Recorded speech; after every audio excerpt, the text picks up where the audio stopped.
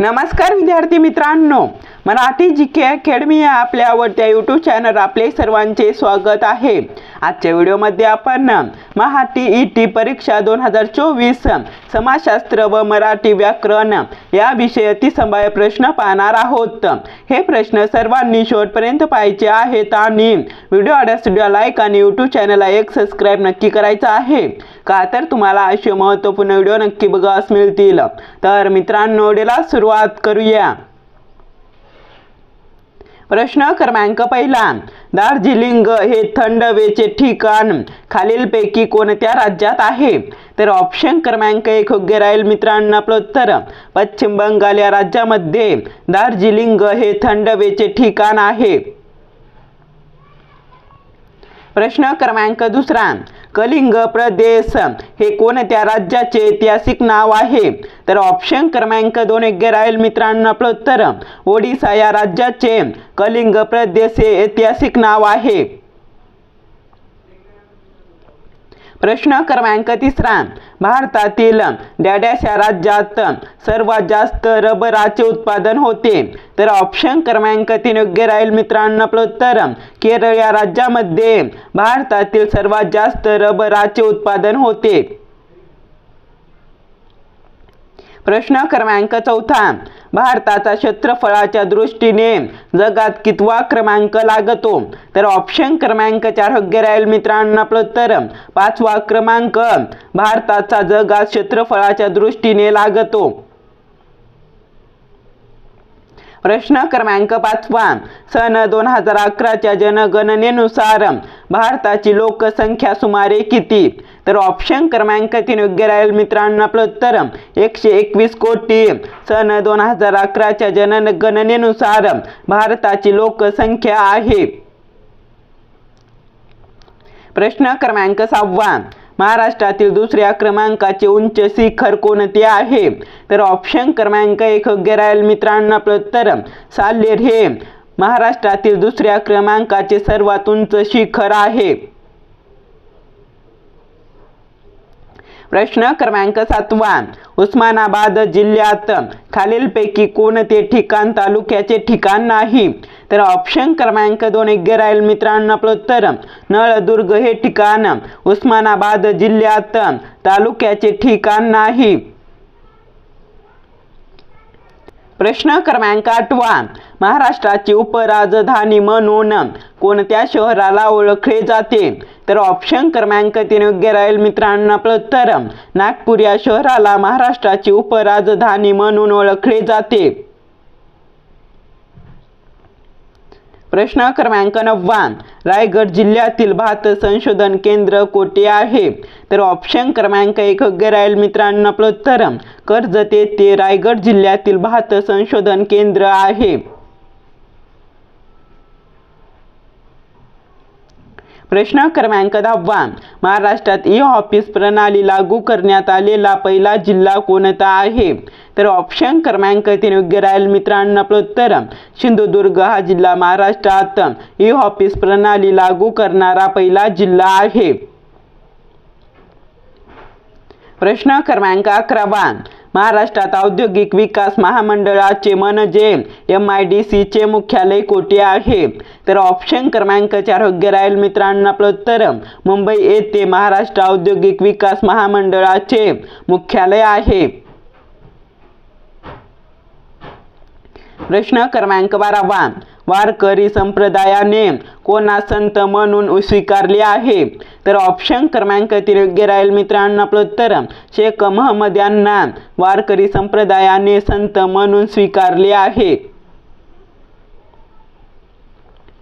प्रश्न क्रमांक 13वा, भारतासाठी वसाहती स्वराज्याची मागणी 1905 साली कोणी केली? तर ऑप्शन क्रमांक 2 योग्य राहील मित्रांनो। आपलं उत्तर नामदार गोखले यांनी भारतासाठी वसाहतीची स्वराज्याची मागणी 1905 साली केली।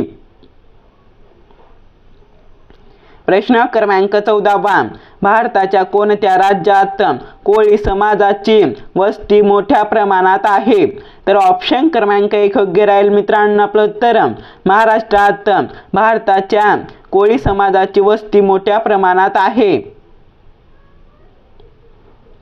प्रश्न क्रमांक 15 खालीलपैकी कोणत्या बंदरास भारताचे प्रवेशद्वार म्हणून संबोधले जाते? तर ऑप्शन क्रमांक 3 योग्य राहील मित्रांनो. आपलं उत्तर मुंबई या बंदरास भारताचे प्रवेशद्वार म्हणून संबोधले जाते. प्रश्न क्रमांक 16 महाराष्ट्रातील प्रशासकीय विभागांचे एकूण संख्या किती?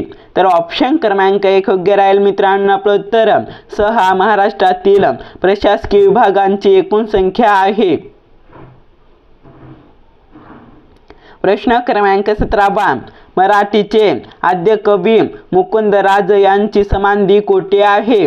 तर ऑप्शन क्रमांक 2 योग्य राहील मित्रांनो. आपलं उत्तर देहू पुणे येथे मराठीचे आद्य कवी मुकुंदराज यांची समाधी आहे. प्रश्न क्रमांक 18 1844 मध्ये मानव धर्म सभेची स्थापना कोणी केली? तर ऑप्शन क्रमांक 3 योग्य राहील मित्रांनो. आपलं उत्तर दादोबा पांडुरंग तर्खडकर यांनी 1844 मध्ये मानव धर्म सभेची स्थापना केली. प्रश्न क्रमांक 19 भावार्थ रामायण या ग्रंथाची रचना कोणी केली? तर ऑप्शन क्रमांक 4 योग्य राहील मित्रांनो. आपलं उत्तर संत एकनाथ यांनी भावार्थ रामायण या ग्रंथाची रचना केली. प्रश्न क्रमांक 20 कोणत्या लढाईने इंग्रजी सत्तेचा पाया बंगालमध्ये घातला गेला? तर ऑप्शन क्रमांक 4 योग्य राहील मित्रांनो. आपलं उत्तर प्लासी या लढाईने इंग्रजी सत्तेचा पाया बंगालमध्ये घातला गेला. प्रश्न क्रमांक 21 भारताने कोणत्या वर्षी आपल्या अर्थव्यवस्थेचे जागतिकीकरण केले? तर ऑप्शन क्रमांक 4 योग्य राहील मित्रांनो. आपलं उत्तर 1991 मध्ये भारताने आपल्या अर्थव्यवस्थेचे जागतिकीकरण केले. प्रश्न क्रमांक 22 खालीलपैकी कोणत्या तारखेस घटना समितीने राष्ट्रीय ध्वज स्वीकृत केला? तर ऑप्शन क्रमांक 1 योग्य राहील मित्रांनो. आपलं उत्तर 22 जुलै 1947 या दिवशी घटना समितीने राष्ट्रीय ध्वज स्वीकृत केला. प्रश्न क्रमांक 23 भारताच्या अणुऊर्जा आयोगाचे पहिले अध्यक्ष कोण होते? तर ऑप्शन क्रमांक 3 योग्य राहील मित्रांनो. आपलं उत्तर डॉक्टर होमी भाभा हे भारताच्या अणुऊर्जा आयोगाचे पहिले अध्यक्ष होते. प्रश्न क्रमांक 24 ओडिशा राज्याचे नवीन मुख्यमंत्री कोण आहेत? तर ऑप्शन क्रमांक 1 योग्य राहील मित्रांनो. आपलं उत्तर मोहन चरण माझी हे ओडिशा राज्याचे नवीन मुख्यमंत्री आहेत. प्रश्न क्रमांक 25 लोकसभेचे अध्यक्ष खालीलपैकी कोण आहेत? तर ऑप्शन क्रमांक 2 योग्य राहील मित्रांनो. आपलं उत्तर ओम बिर्ला हे लोकसभेचे अध्यक्ष आहेत. प्रश्न क्रमांक 26 भारतीय नौदलाची पहिली महिला हेलिकॉप्टर कोण बनली आहे? तर ऑप्शन क्रमांक 2 योग्य राहील मित्रांनो. आपलं उत्तर नीना सिंह ही भारतीय नौदलाची पहिली महिला हेलिकॉप्टर बनली आहे. प्रश्न क्रमांक 27 नक्कल या शब्दाचे अनेक वचन काय आहे? तर ऑप्शन क्रमांक 1 योग्य राहील मित्रांनो. आपलं उत्तर नकला हे नक्कल या शब्दाचे अनेक वचन आहे. प्रश्न क्रमांक 28 कवी या पुल्लिंगी नामाचे स्त्रीलिंगी रूप काय आहे? तर ऑप्शन क्रमांक 1 योग्य राहील मित्रांनो. आपलं उत्तर कवयित्री हे कवी या पुल्लिंगी नामाचे स्त्रीलिंगी रूप आहे. प्रश्न क्रमांक 29 मराठी भाषेतील स्वातंत्र्य असलेला वर्ण कोणता? तर ऑप्शन क्रमांक 2 योग्य राहील मित्रांनो. आपलं उत्तर ळ हा मराठी भाषेतील स्वातंत्र्य असलेला वर्ण आहे. प्रश्न क्रमांक 30 खालीलपैकी कोणता शब्द परभाषीय आहे? तर ऑप्शन क्रमांक 4 योग्य राहील मित्रांनो. आपलं उत्तर तुरुंग हा शब्द परभाषीय आहे. प्रश्न क्रमांक 31 पहिले शिवचरित्र साहित्य संमेलन कोठे आयोजित करण्यात आले होते? तर ऑप्शन क्रमांक 3 योग्य राहील मित्रांनो. आपलं उत्तर जळगाव येथे पहिले शिवचरित्र साहित्य संमेलन आयोजित करण्यात आले होते? प्रश्न क्रमांक 32. भारतातील पहिल्या अंडर वॉटर मेट्रोचा मार्ग एकूण किती किलोमीटर लांबीचा आहे? तर ऑप्शन क्रमांक 2 योग्य राहील मित्रांनो. आपलं उत्तर 16.6 किमी भारतातील पहिल्या अंडर वॉटर मेट्रोचा मार्ग आहे. प्रश्न क्रमांक 33. कटक या शब्दाचा समानार्थी शब्द ओळखा. तर ऑप्शन क्रमांक 3 योग्य राहील मित्रांनो. आपलं उत्तर सैन्य. कटक या शब्दाचा समानार्थी शब्द आहे. प्रश्न क्रमांक 34. भारतामध्ये म्हशीच्या किती जाती आढळतात? तर ऑप्शन क्रमांक 3 योग्य राहील मित्रांनो. आपलं उत्तर 7 म्हशीच्या भारतामध्ये जाती आढळतात. प्रश्न क्रमांक 35. राष्ट्रीय स्वयंसेवक संघाचे मुख्यालय कोणत्या शहरात आहे?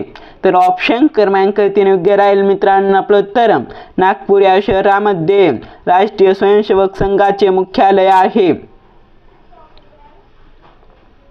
प्रश्न क्रमांक 36.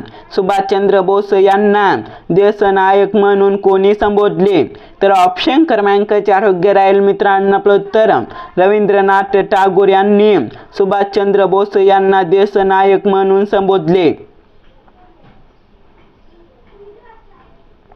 प्रश्न क्रमांक 37. भारताच्या राष्ट्रीय ध्वज समितीचे अध्यक्ष कोण होते?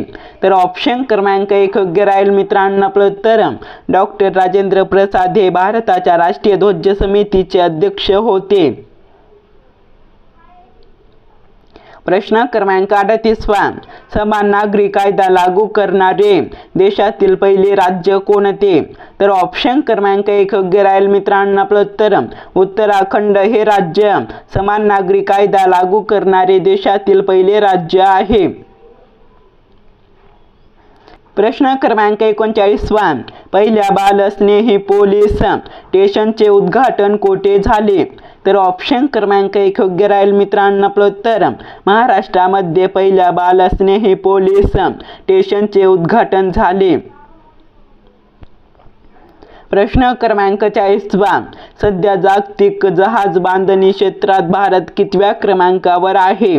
तर ऑप्शन क्रमांक 4 योग्य राहील मित्रांनो. आपलं उत्तर 22व्या क्रमांकावर सध्या जागतिक जहाज बांधणी क्षेत्रात भारत आहे. प्रश्न क्रमांक 41. पहिले महाराष्ट्रीयन समाजसुधारक कोण? तर ऑप्शन क्रमांक 2 योग्य राहील मित्रांनो. आपलं उत्तर आचार्य बाळशास्त्री जांभेकर हे पहिले महाराष्ट्रीयन समाजसुधारक आहेत. प्रश्न क्रमांक 42.